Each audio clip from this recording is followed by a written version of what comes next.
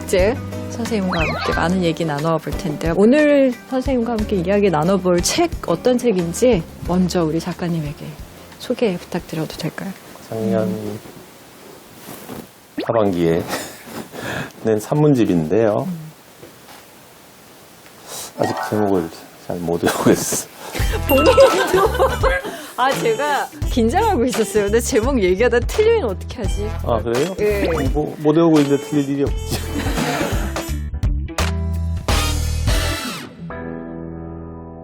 근데 사실은 조금 굉장하고 영원할 이야기.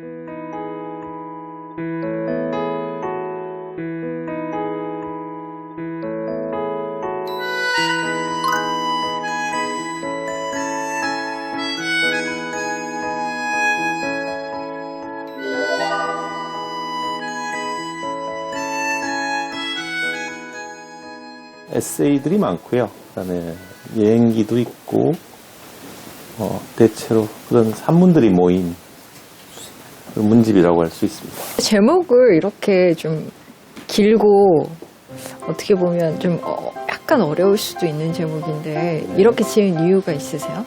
우리가 서로 대화를 하는 것, 살아가면서 서로 소통하는 것, 이야기하는 것이 우리 삶에서 굉장히 귀중하고 또 중요한 것이다 라는 뜻을 담았는데 얼마나 전달이 됐을지 모르겠습니다.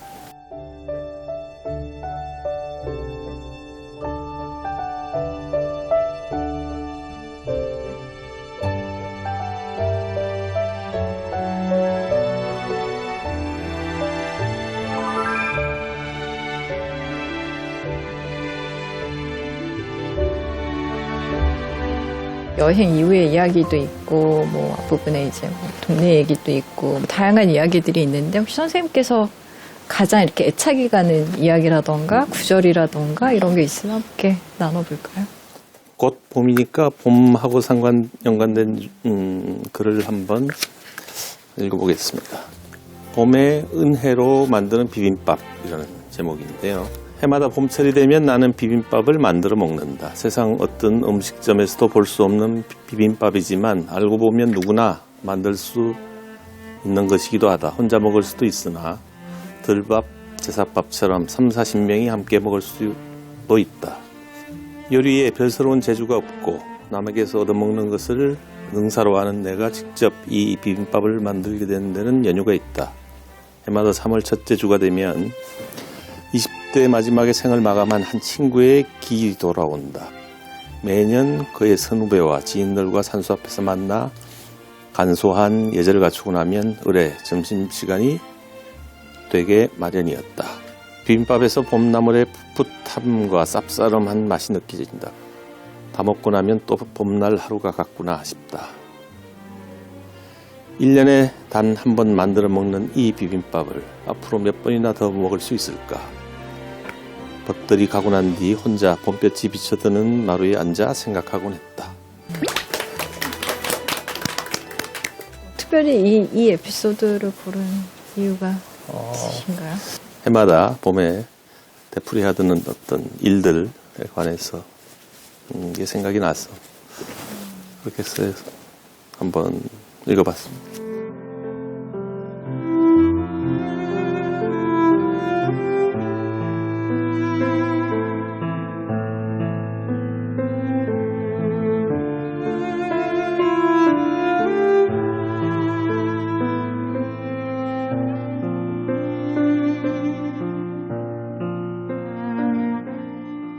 저희 작가 선생님과 함께 많은 이야기를 나눌 거예요. 평소에 궁금하셨던 점이라던가 아니면 이 책을 읽고 나서 이런 부분 좀 궁금했다.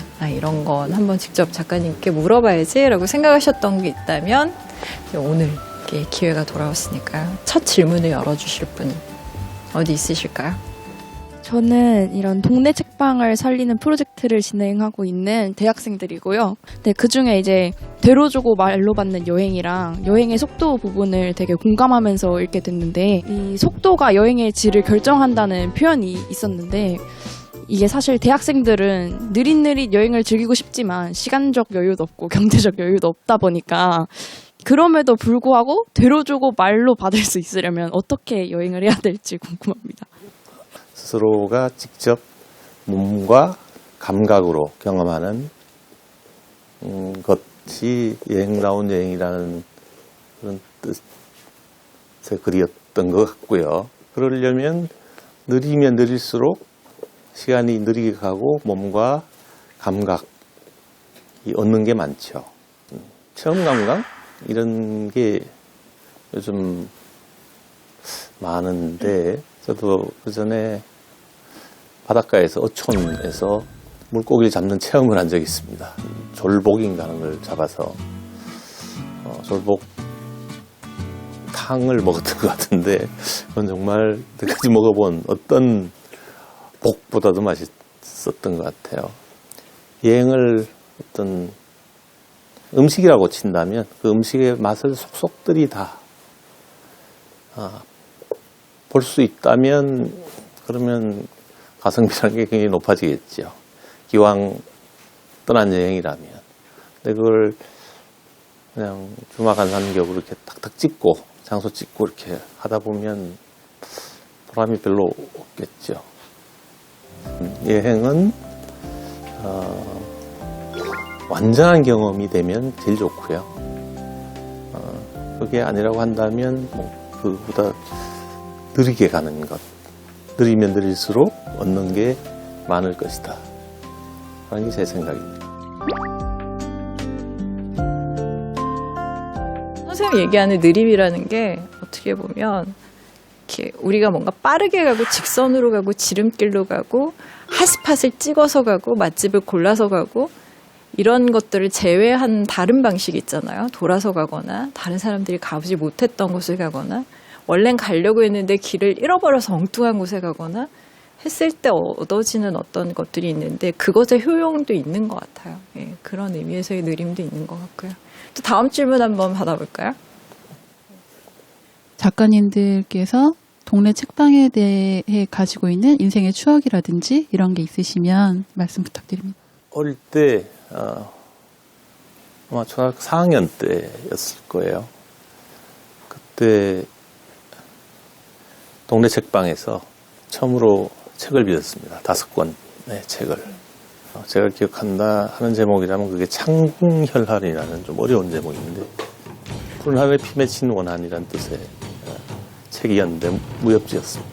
근데 그 동네 책방의 주인은 아버지 친구였습니다. 그 후로 이제 뻔질나게 그 책방에 드나들면서 그 책방에 있는 거의 모든 무협지를 다 빌려봤죠. 그러니까 책을 빌려보는 데는 돈이 없으니까 읍내에 있는 아버지 사무실로 찾아가서 책을 좀 빌려보고 싶은데 아버지 친구분이 운영하는 동네 책방에 그 책이 있다 하니까 아버지가 자식이 책을 보고 싶다는데 그래서 따라와라 그래서 그 친구분한테 가서 막걸리를 한잔 하시면서 내 자식이 책을 보고 싶다는데 빌려줄 수 있겠느냐고 하니까 그 주인분은 즉시 제가 미래에 아주 큰 고객임을 알아보고 그렇겠다고 그래서 두 분이 그러면 1년에 얼마 정도를 한 번에 몰아서 주겠다. 상당히 할인을 크게 해서 그래가지고 제가 거기서 책을 빌려보기 시작한 지 한 4년쯤 지나서 서울로 전학을 왔는데 서울에 와서 제일 먼저 한 일이 서울에 있는 동네 책방을 또 다시 찾아가서 거기서 못 읽은 책이 혹시 있나로 검색을 해봤는데 없었습니다. 동네 책방은 아마도 제 인생을 결정적으로 변화시킨 그런 장소가 아닌가. 제가 스스로 좋아서 찾아갔고 또 여러 가지 모험을 했으며 의도적인 건 아니지만 또 도와준 분들도 많았고 그래서 결국은 제가 지금 소설을 쓰고 있는 이유 중에 하나도 그 동네 책방 뿐이 아닌가 그렇게 생각합니다.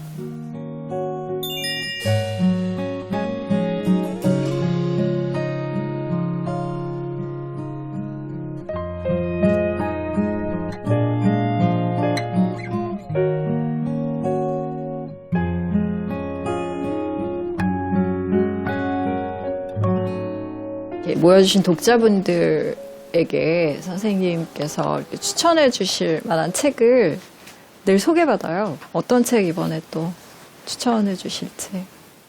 이 원본 김윤정 전집이라는 책인데요. 이게 2008년인가 나왔을 겁니다.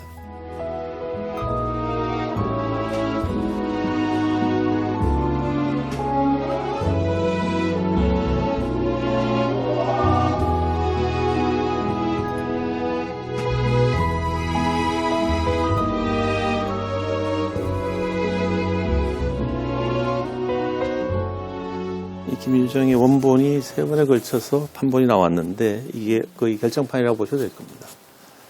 김윤정이 생전에 썼던 모든 소설과 산문과 무슨 자잘한 앙케이트까지 있습니다. 김윤정을 해학, 풍자 이런 아이콘으로 생각을 흔히 하는데 철학적이고 그리고 또 현대적인 그런 면모도 보여줍니다.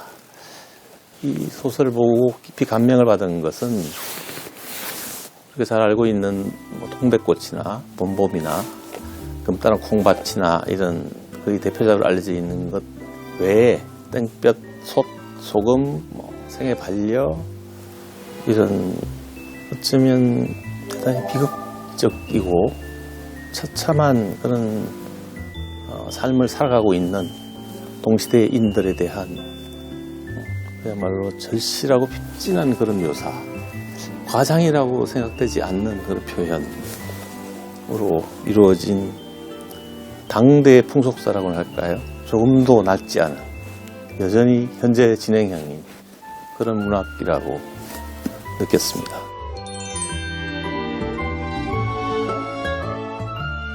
두 번째 책은 인걱정이라는 책인데 아마 읽어보신 분들이 많겠습니다.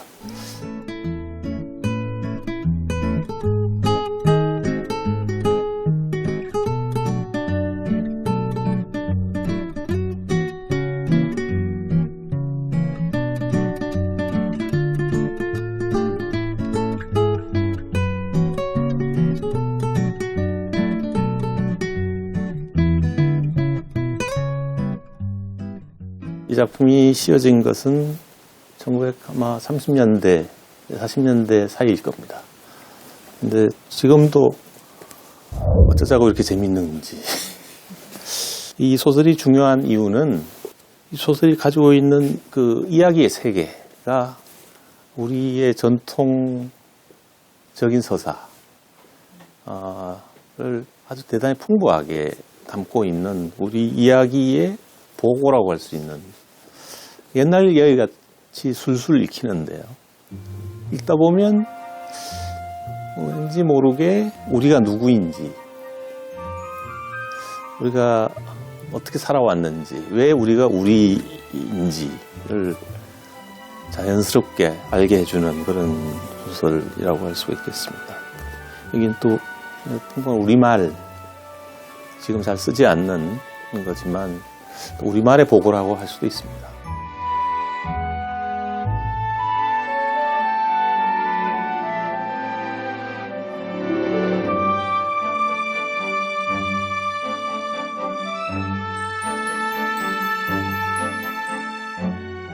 어쨌든 어떻게든 어떻든 나는 쓸 것이다라는 얘기도 하셨기 때문에 어떤 작가로 남고 싶으세요?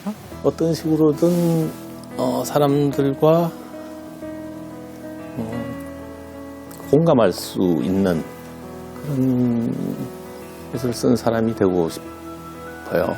인류사에 남을, 문학사에 남을 그런 고전이나 명작을 쓰는 것보다 저한테는 삶과 동떨어진 그런 이야기나